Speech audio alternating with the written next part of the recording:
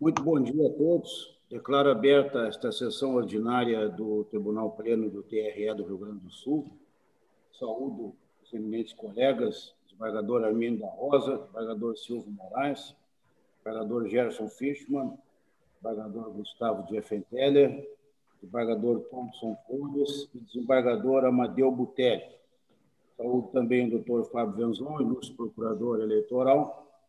Saúdo os ilustres advogados que vão atuar nesta sessão em defesa dos seus clientes, doutores Juarez da Silva e João Marcos Adé de Castro. Minha saudação ao doutor Rogério Vargas, ilustre secretário judiciário e secretário da sessão, em nome de quem saúdo todos os servidores do Tribunal Regional Eleitoral do Rio Grande do Sul, e uma saudação especial à nossa assistência. O primeiro julgamento da manhã, colegas, é o 060-09-4614, procedência de Itaara, relatoria do eminente desembargador Silvio Moraes. É um recurso, aliás, é um recurso, não, sim, é um recurso apresentado pela coligação Itaara no rumo certo, com manifestação de sustentação oral pelo doutor João Marcos Adé de Castro. A razão do resultado encaminhado pelo eminente relator, eu passo a palavra, antes de passar ao advogado, ao doutor Silvio, para a sua manifestação inicial. Eminente presidente, na sua pessoa, cumprimento a todos os integrantes do Pleno. A minha saudação ao doutor Fábio Venzon, ilustre representante da Procuradoria.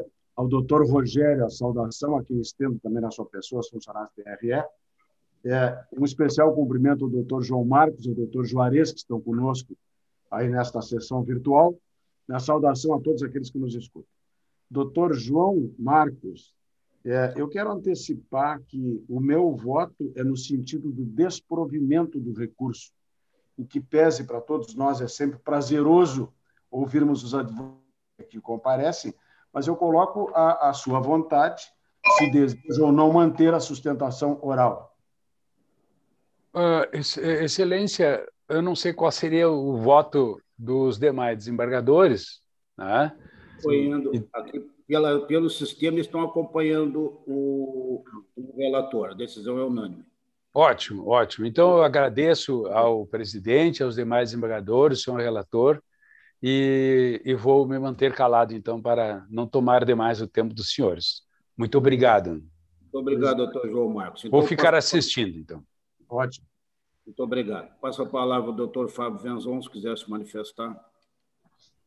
Presidente, este processo, vou ser bem sucinto, então, ele versa sobre propaganda irregular em jornal impresso, uma representação por propaganda irregular em jornal impresso, em que o representante entende que estava sendo ocupada a página inteira e somente poderia ser ocupado 1/8 da página, e também que na propaganda da eleição proporcional estava lá o nome dos candidatos da eleição majoritária, em todas as propagandas da eleição proporcional, e eram muitas em cada edição, então entende que há uma propaganda excessiva para a eleição majoritária e que a propaganda está excedendo ao tamanho permitido.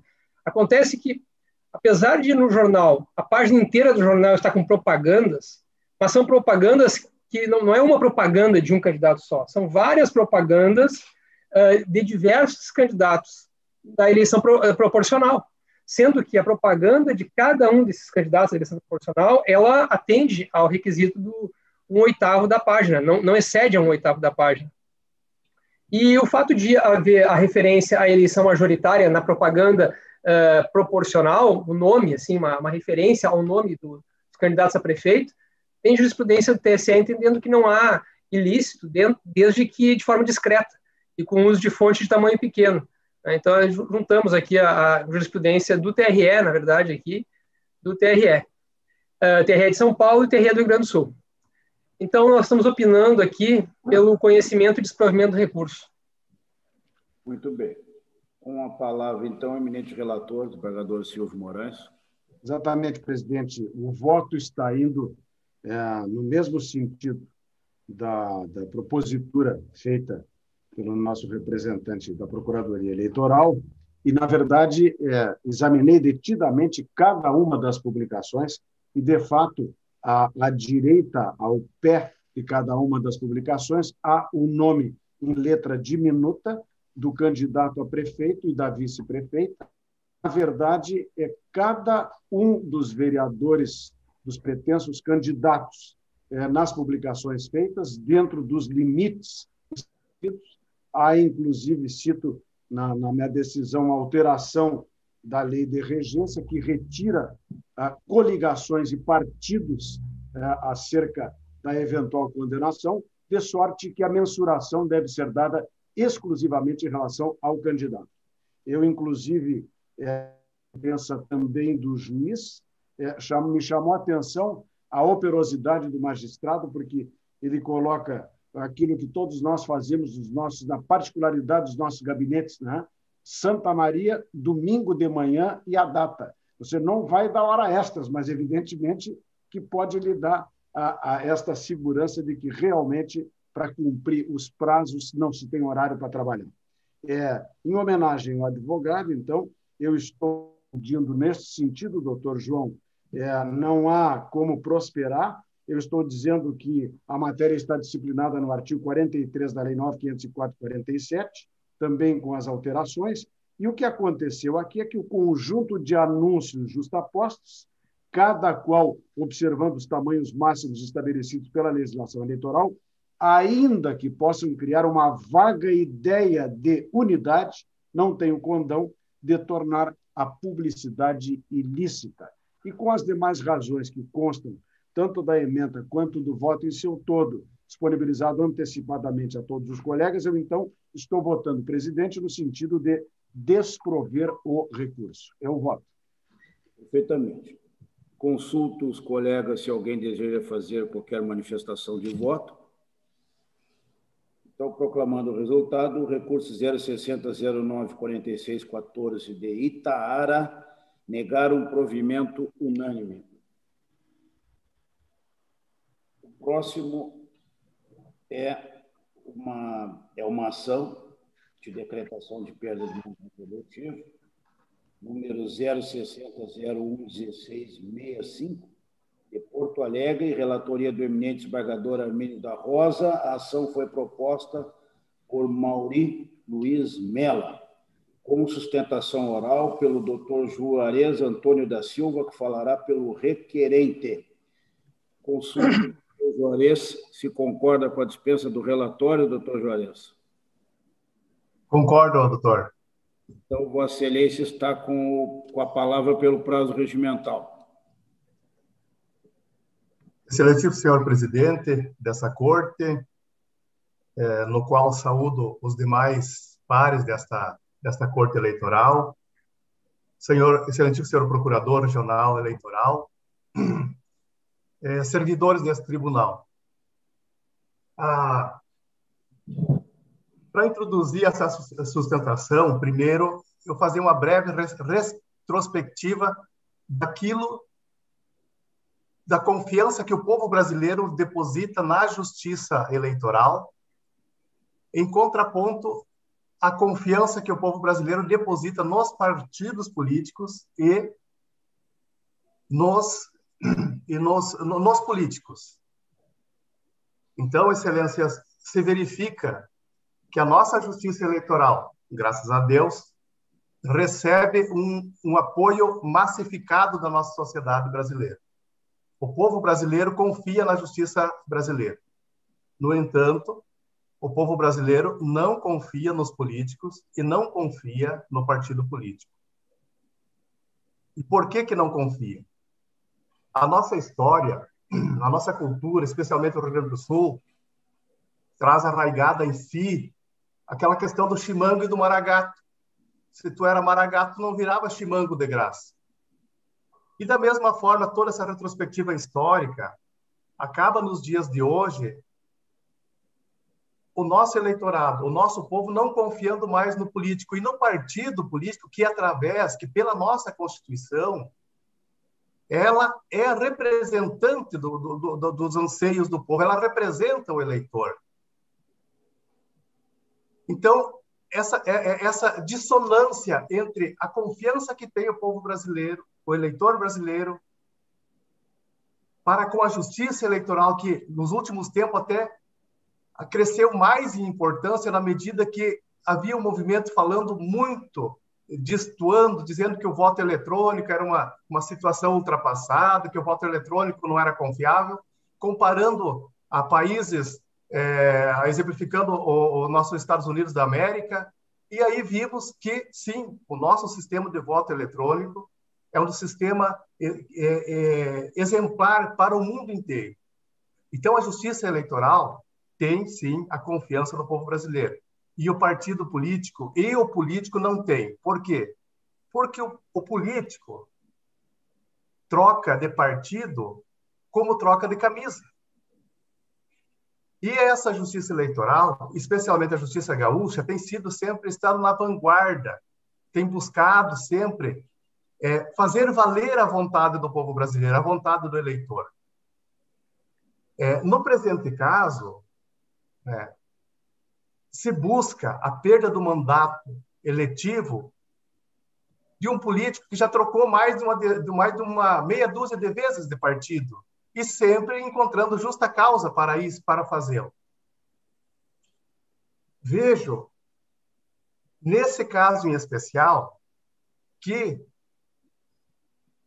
o referido político não respeitou as instâncias partidárias. É compreensível que a matéria interna corporis seja da autonomia do partido, mas no resto 10.380 da relatoria do ministro Fux, ele mesmo assevera que o partido tem autonomia partidária, mas deve respeitar o ordenamento do seu estatuto partidário. No caso, não fora respeitado. O artigo 52 do estatuto partidário, o artigo 61 e 62 citado na apresentação, dispõe claramente que para uma decisão de justa causa para desfiliação partidária, deveria seguir os trâmites do estatuto partidário.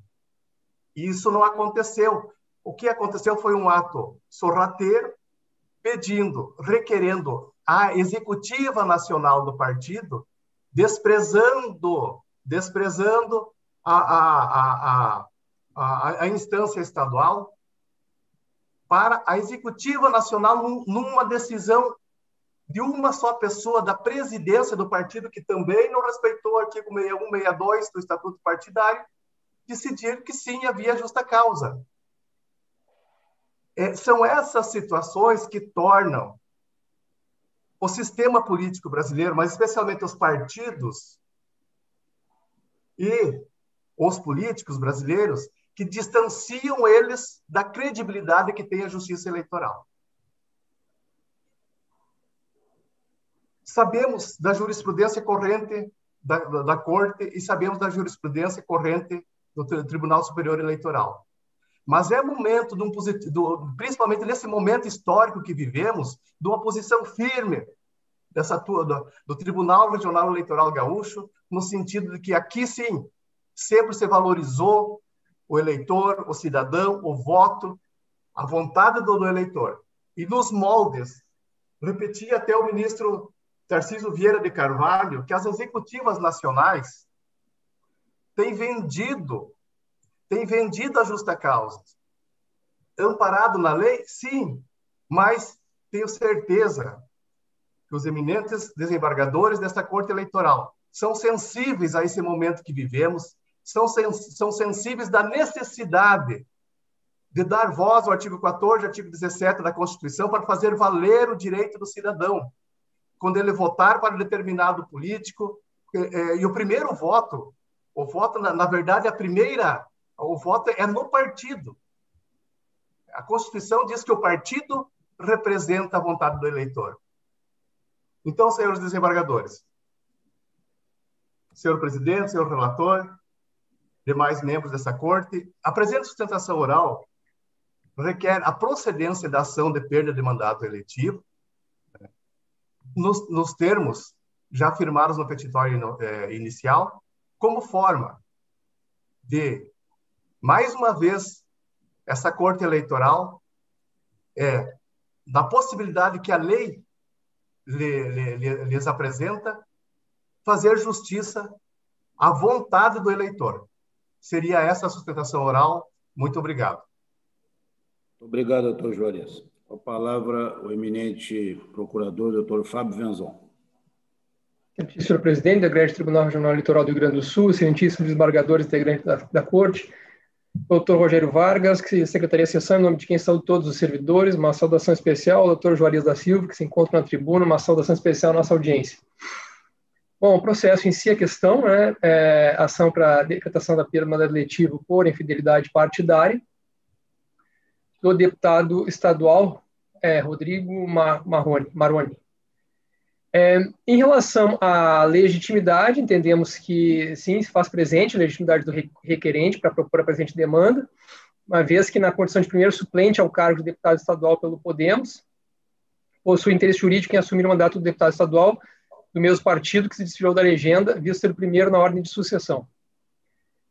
Não há decadência, foi levantada foi alegada decadência, mas não há decadência, e quando o ajuizamento da ação, ainda não havia transcorrido o prazo de 30 dias após o decurso do prazo do partido para a correspondente propositura. Então, o partido teve um prazo, e depois desse prazo, abre o prazo para o interessado, no caso, né, aquela pessoa que pode vir a exercer o mandato eletivo no lugar do infiel, digamos assim. E foi observado esse prazo de 30 dias, né? Esse prazo de 30 dias subsequente ao prazo do partido. Então, também não estamos vendo aqui decadência, se afastada a alegada decadência.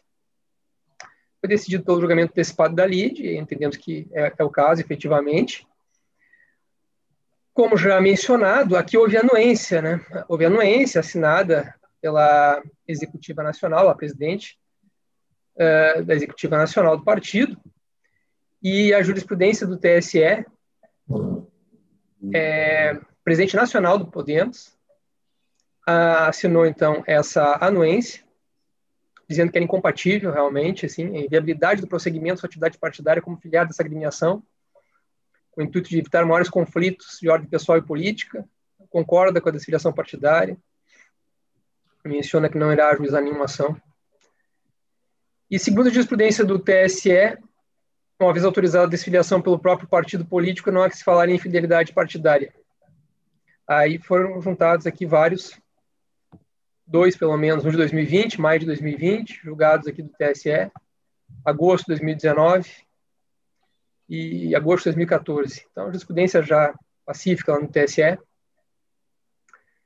Tem a alegação de que não foi adotado o estatuto do partido, não poderia, essa anuência não seria válida, né? Mas entendemos que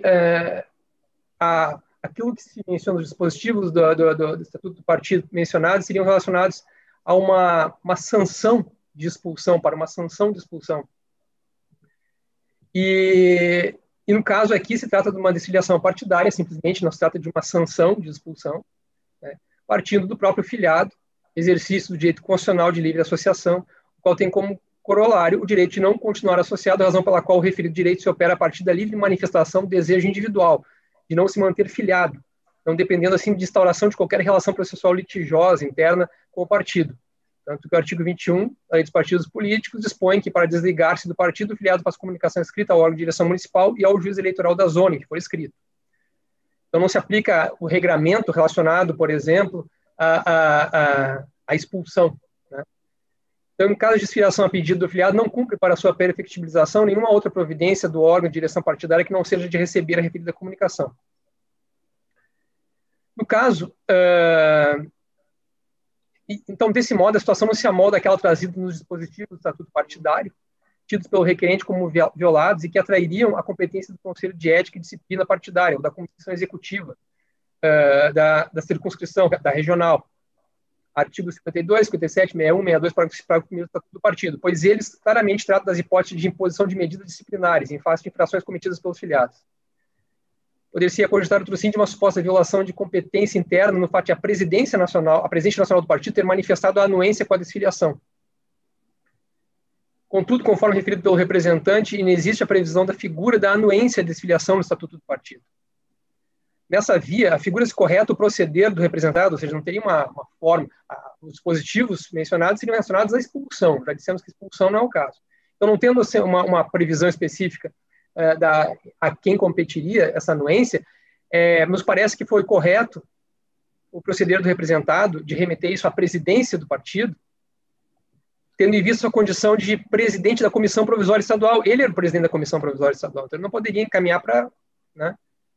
E talvez o fato dessa Comissão Provisória Estadual estar com prazo de validade expirado, em 9 de março de 2020, nos termos da certidão juntada, ID 6278833. Então, ele presidia a Comissão Provisória Estadual, então ele tinha que encaminhar para a instância superior. E assim o fez. Além disso, a comissão estava com prazo de validade vencido. Então, dirigiu a autoridade máxima do partido e obteve a anuência. Então, não verificamos vício estatutário de legalidade na anuência de desfiliação assinada pelo presidente nacional do partido, devendo ela ser considerada manifestação válida do partido, sendo apta a gerar os seus efeitos, inclusive aquele de constituir justa causa para a desfiliação sem perda do mandato, nos termos da jurisprudência do TSE. Então, estamos opinando aqui pelo julgamento antecipado da lide com a improcedência do pedido. Apareceu. Muito bem. Com a palavra, o eminente relator, desembargador Armínio da Rosa.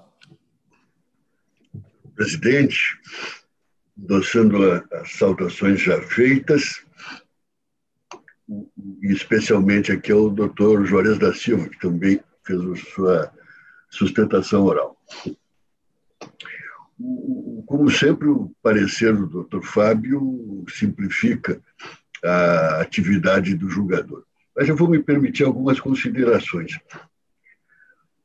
A primeira diz com uma ponderação feita pelo doutor Juarez a respeito deste baile de eleitos e que vão saltando de partido político em partido político.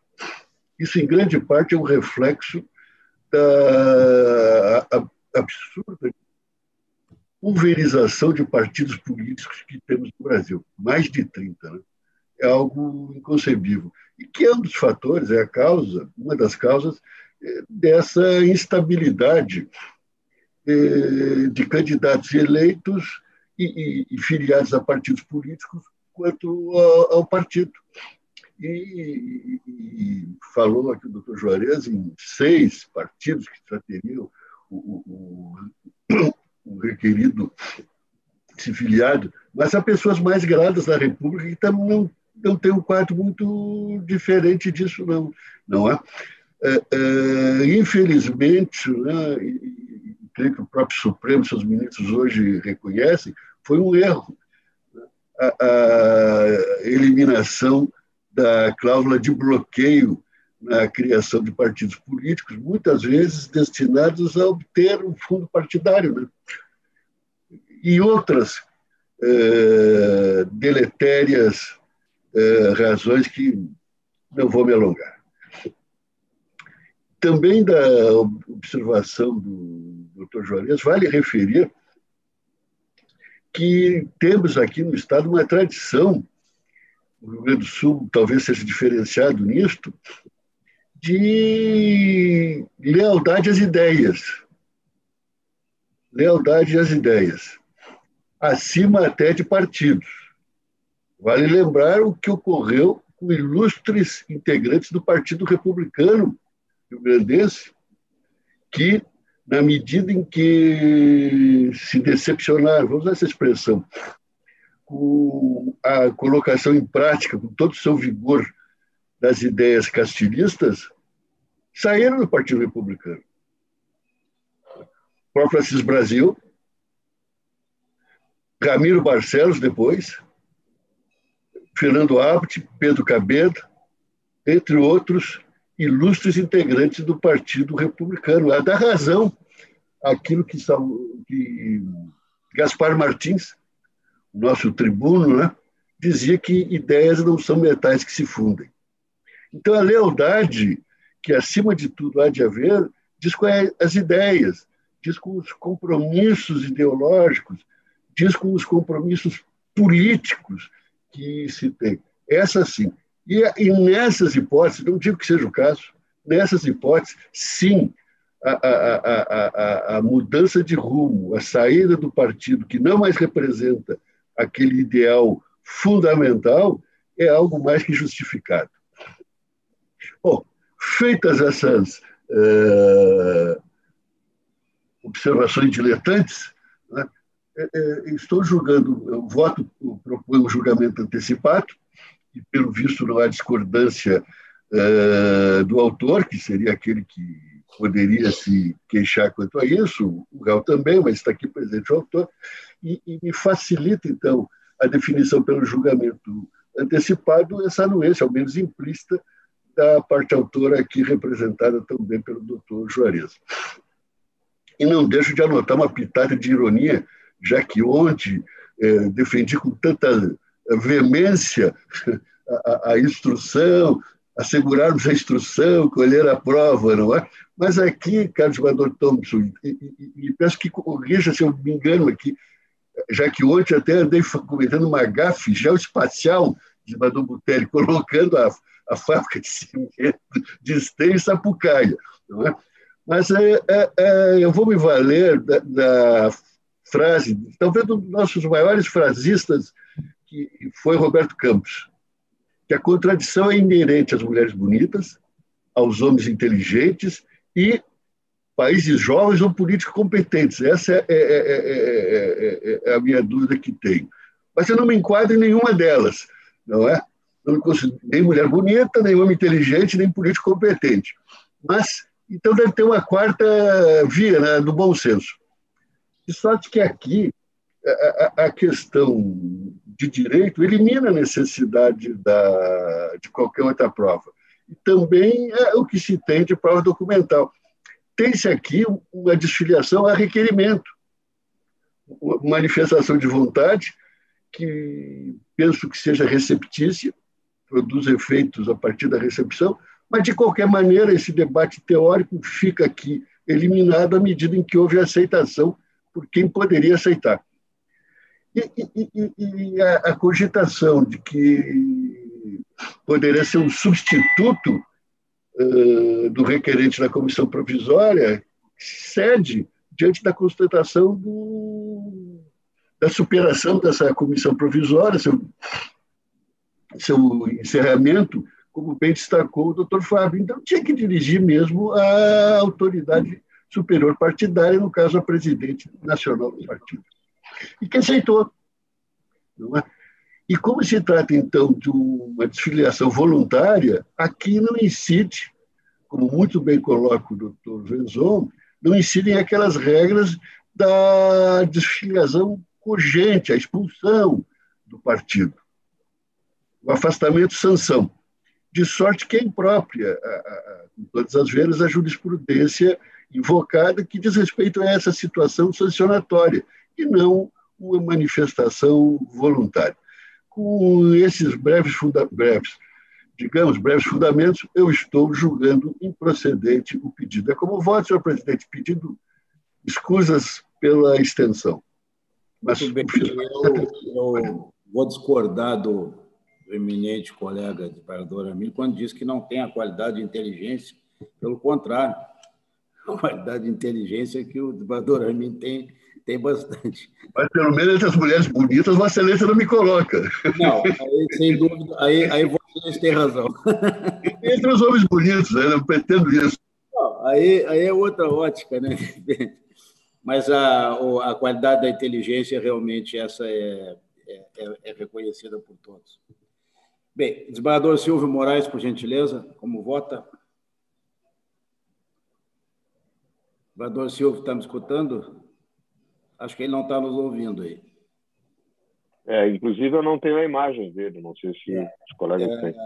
Eu tenho, mas está congelada. Vamos continuar. Avisa, doutor Rogério, que nós estamos colhendo os votos individuais nesse processo, que ele vai ficar por último, se der tempo dele retornar ainda neste julgamento. Desembargador Gerson Fischmann, por gentileza. Senhor presidente, renovando as saudações, em especial ao doutor Fábio Venzon, sempre com muito contributivos pareceres, doutor Rogério Vargas, em nome de quem saúdo todos os servidores, uma especial saudação ao advogado Dr. Juarez da Silva, que com muita propriedade usou da tribuna, e àqueles que nos assistem. Eu estou acompanhando o voto do eminente relator e fazendo coro com a permissão do desembargador Armínio a essa questão realmente da pluralidade partidária excessiva, né? E realmente esta corte tem pautado as suas decisões no sentido esse de que a autonomia do candidato, a autonomia do político deve respeitar a sua ideologia e desde que, evidentemente, cumpra com os trâmites legais, que no caso não se aplica porque foi realmente voluntário. E apenas imagino, o desembargador Armínio não tem muito presente isso, que na época daquela migração de notáveis políticos do Partido Republicano, não haviam tantos partidos assim para pulverizar demais, foram todos para... O senhor está sem som, desembargador Armínio? O senhor está sem som? Sem som. O doutor pode me ajudar, o federalista, né, de Gaspar Martins e o republicano, que era capitaneado por Júlio Castilho, o famoso mudinho da federação, não é? O gaguinho, desculpe, da federação, porque ele era Júlio Castilho. E era isso, né? Nós tínhamos lá 2 partidos, no máximo 13, não agora, né, que são, se não me engano, 34 ou 37, é uma loucura, né? O que torna impossível até o jogo democrático, né?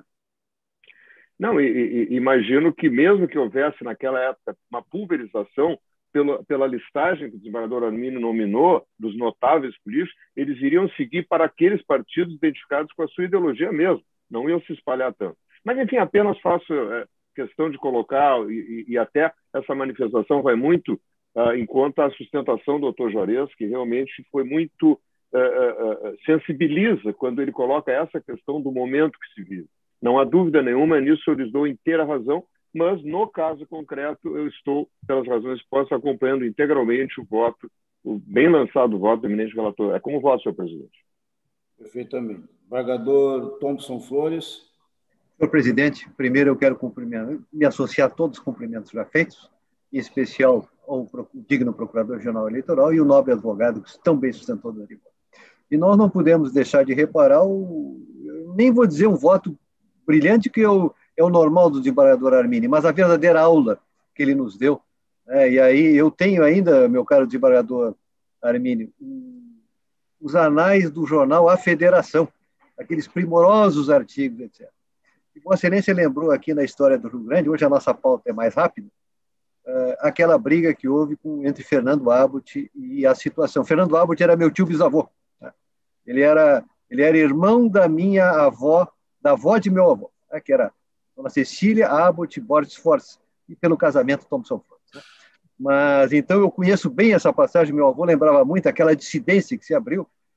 Fernando Abbott havia sido governador no início da República, concorre com o doutor Gonçalves Barbosa, que inclusive era primo também, e perde essa eleição. Mas, enfim, eram outros homens, digamos assim, e o Rio Grande realmente tínhamos 2 partidos, houve essa dissidência que não prosperou, mas havia, digamos assim, uma fidelidade programática aos seus partidos, né?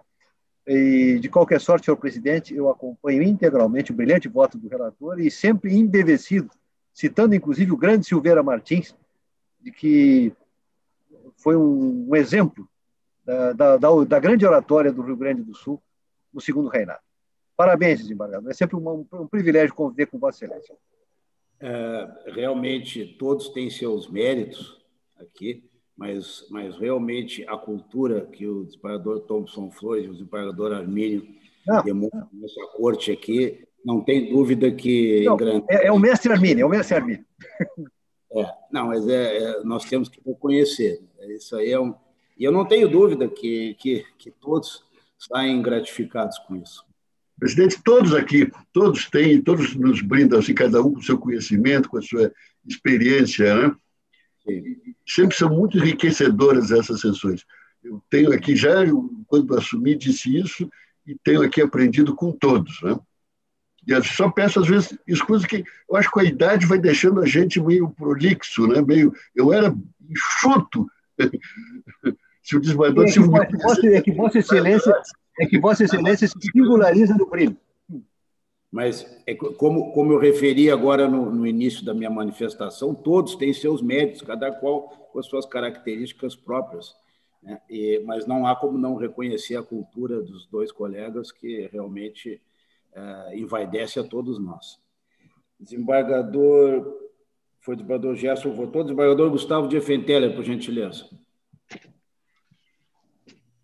Eminente presidente, me associando às saudações já proferidas e me dirigindo especialmente ao excelentíssimo doutor Juarez da Silva, que fez uso da tribuna, eu acompanho integralmente o voto do relator, absolutamente nada a acrescentar, a pontuar, esgotou a matéria com o brilhantismo que lhe é costumeiro, de sorte que eu estou indo na mesma linha. Perfeitamente. Desembargador Thompson Flores é o próximo a votar, por gentileza. Eu acompanho o relator, senhor presidente. Desembargador Amadeu Butelli. Senhor presidente, na pessoa de Vossa Excelência, cumprimento os demais integrantes da Corte, uma saudação especial ao doutor Fábio Venzon, procurador regional eleitoral, da mesma forma, o doutor Juarez da Silva, que também utilizou nossa tribuna virtual, Dr. Rogério Vargas, secretário judiciário, na pessoa de quem cumprimento todos os servidores do TRE do Rio Grande do Sul. Estou adiantando, senhor presidente, que acompanho na íntegra o voto bem lançado, como só ia acontecer do eminente relator, desembargador Armínio, e também ele, com as manifestações do Dr. Fábio, também praticamente esgotaram todas as circunstâncias fáticas e jurídicas que dizem respeito ao caso em análise. Digo que ontem à noite, quando da leitura do voto, me chamou a atenção também a questão do julgamento antecipado e a dispensa de outras provas, na esteira do que o desembargador Armínio havia comentado ontem, mas efetivamente se trata de um caso de prova exclusivamente documental, que não necessita de outra para ser corroborada. De forma que, ratificando a diferenciação, no caso, da desfiliação a pedido, né, do integrante do partido, que não se confunde com aquelas previstas no regulamento interno da GREI relativa à desfiliação de sanção, estou acompanhando na íntegra o voto do relator, assim como o voto. Muito bem. Nós havíamos pulado o desembargador Silvio Moraes, que estava com problema de conexão, tendo retornado agora, está com a palavra, desembargador Silvio. Obrigado, presidente. Eu, não obstante ausente no outro computador, estou acompanhando integralmente a sessão. Tive o privilégio, tal como todos, de ouvir o brilhante voto, como de hábito, do desembargador Armínio, e fico muito feliz que ele, aliás, a advertência do desembargador Thompson, né, que ele realmente deixe fluir toda esta cultura com que ele nos blinda. Que eu sempre disse, por favor, desembargador, não seja econômico nos seus votos tão brilhantes escritos e também nos brinde ao vivo, tal qual Vossa Excelência fez hoje. Eu realmente, como de hábito, havia examinado, e lá não só há a concordância, como a renúncia expressa consta no que está no voto do desembargador Armínio, no sentido de não entrar com nenhuma ação e em nada se opor, de fato, reconhecendo, inclusive, a justa causa do desligamento pela incompatibilidade muito bem trazida pelo desembargador Armínio com relação aos princípios do partido, aquilo que acreditava o deputado eleito, e, a partir de um determinado momento, com esta dissonância muito bem lembrada do que ele acreditava e dos rumos que o partido tomou. Então, inteiramente de acordo com o muito bem lançado, repito, como de hábito, voto do nosso vice-presidente, desembargador Armínio. É como voto, presidente. Muito obrigado. Muito bem. Então, ação número 060011665 de Porto Alegre, julgaram improcedente a ação de decretação de perda de mandato eletivo à unanimidade. Próximo é um pedido de homologação de acordo extrajudicial, número 060278392 de Porto Alegre, a relatoria do eminente desembargador Gerson Fischmann, Com a palavra, o Ministério Público, doutor Fábio Venzon. Senhor presidente, pela homologação do acordo. Muito bem. Desembargador Gerson Fischmann. Senhor presidente, renovando as saudações, o voto é nesse sentido. Perfeitamente. Se algum dos colegas deseja se manifestar.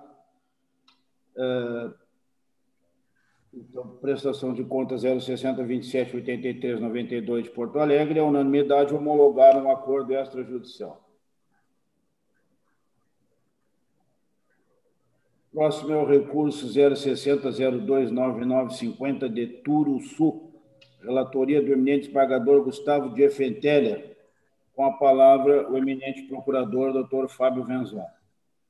Senhor presidente, renovando as saudações, nesse recurso em prestação de contas de Ivan Eduardo, referente à campanha eleitoral de 2020, na qual concorreu como prefeito no município de Turuçu, nós estamos, as contas foram aprovadas com ressalvas, estamos aqui opinando pela intempestividade, foi intimada a sentença em 20 de janeiro, quarta-feira, e o recurso foi interposto apenas no dia 26 de janeiro, terça-feira, não sendo verificado, portanto, o trido previsto no artigo 85 da resolução. Nesse sentido, foi certificado o decurso do prazo recursal, conforme certidão de D 2033-9833. Então, nós estamos opinando pelo não conhecimento do recurso. Perfeitamente. Desembargador Gustavo de Effenteler. Senhor presidente, renovadas as saudações anteriores, o meu voto vai exatamente nessa linha. É insuperável a intempestividade do recurso, que foi manejado no quarto dia, enquanto a legislação de regência determina que o seja até o terceiro dia. De sorte que eu estou votando pelo não conhecimento do recurso por intempestivo. Perfeito. Se algum dos colegas deseja se manifestar, então, recurso 060029950 de Turuçu, não conheceram unânime.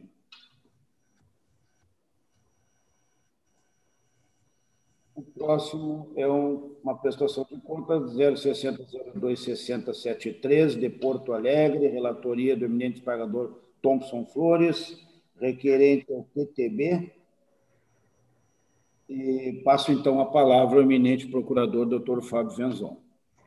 Senhor presidente, renovando as saudações, prestação de contas do órgão de direção regional do PTB, relacionada ao exercício de 2018.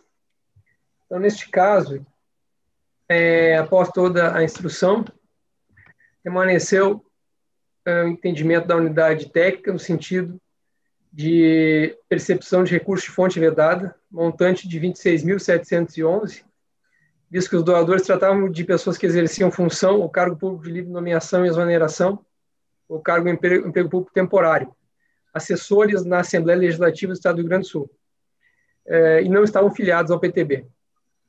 Então, violação ao artigo 31, inciso 5 da Lei dos Partidos Políticos, na sua nova redação. O recebimento de recursos de fonte vedada, evidentemente, a necessidade de recolhimento ao Tesouro Nacional desses recursos, mas em relação à proporção,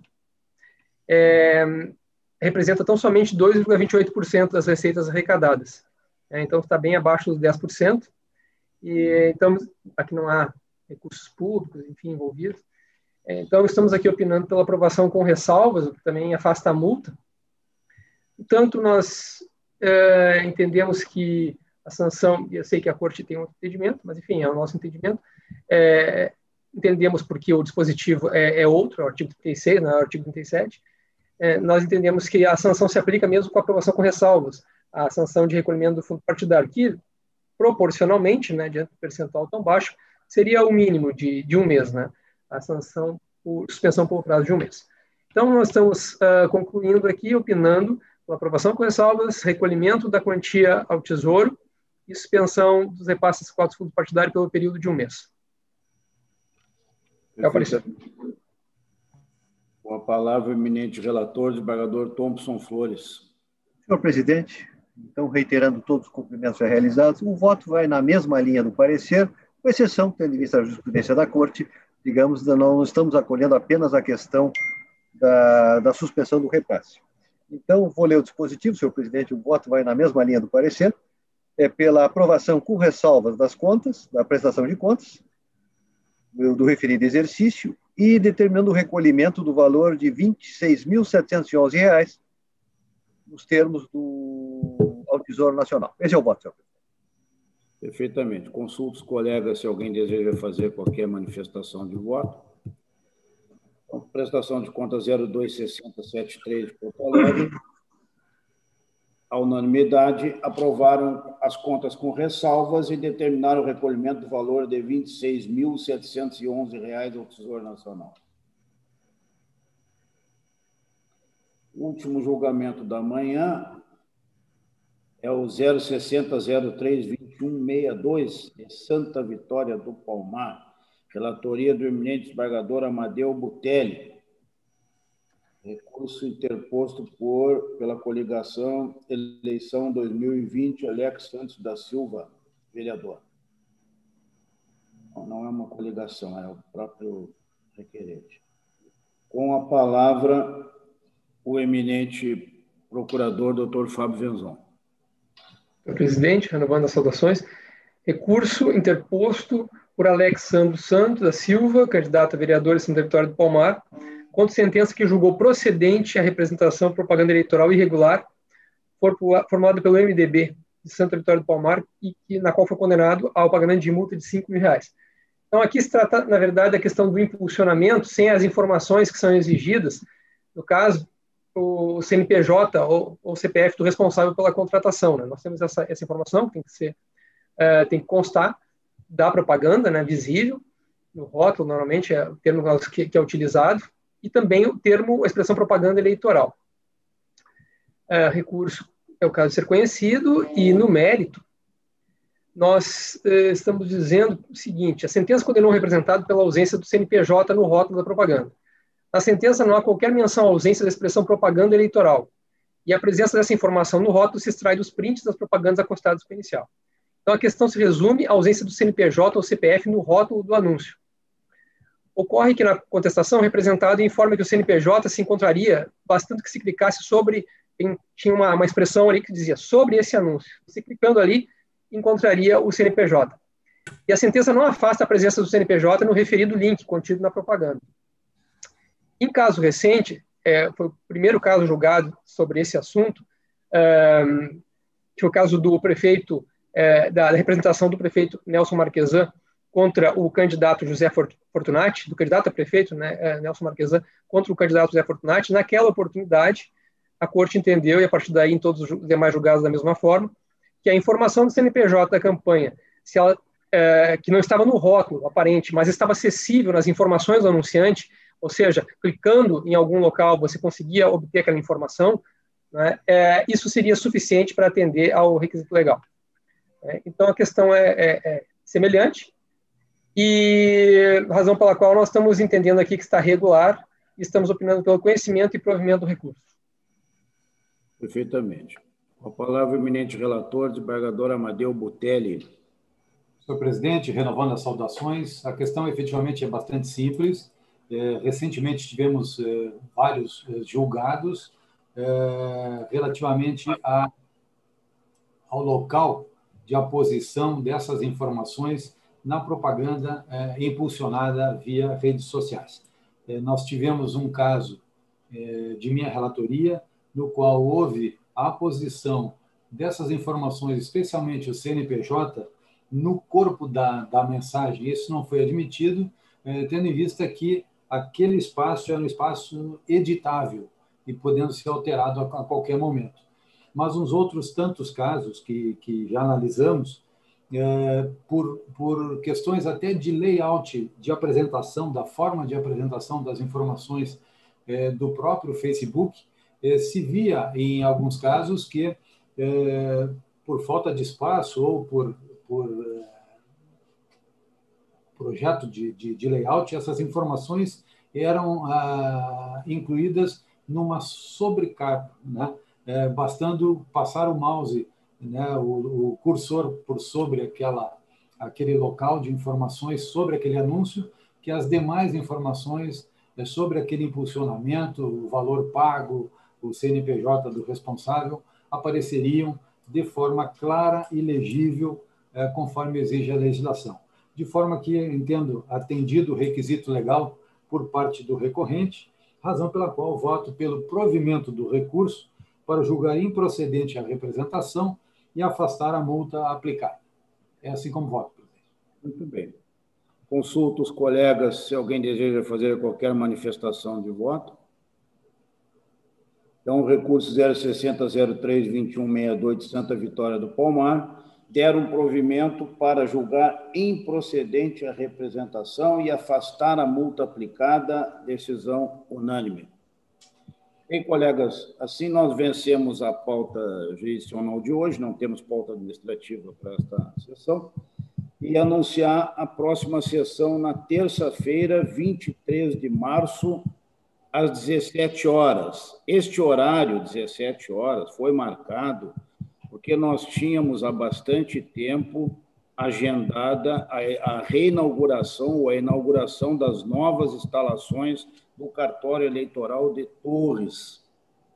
E isso estava agendado para a terça-feira. E nós iríamos, então, a administração iria com os secretários para proceder essa reinauguração ou inauguração das novas instalações do cartório eleitoral. Muito bem. Porém, após marcado, tudo agendado com a nossa colega lá, a juíza eleitoral, que estava animada, porque inclusive o mandato dela está encerrando agora também nos próximos dias. Ela, como foi muito operosa, trabalhou, nos ajudou bastante tanto nas eleições de 2020, quanto para esse novo cartório, inclusive realmente uma juíza dedicada.